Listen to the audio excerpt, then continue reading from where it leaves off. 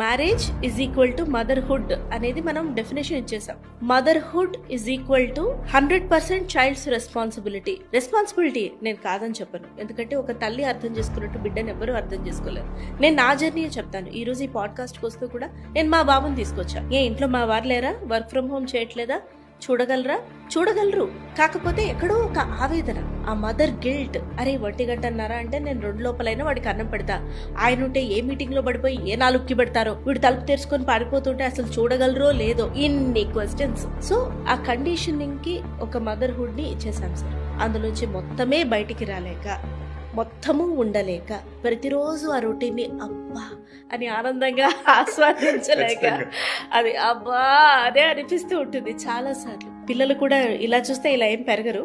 నేను కామెడీగా నా వీడియోస్లో ఈ మాట చెప్తుంటాను. ప్రతిరోజు వాళ్ళని పెంచడంలో ఎన్నో ఛాలెంజెస్. సో వీటన్నిటిలో కూరుకుపోతున్నాం సార్.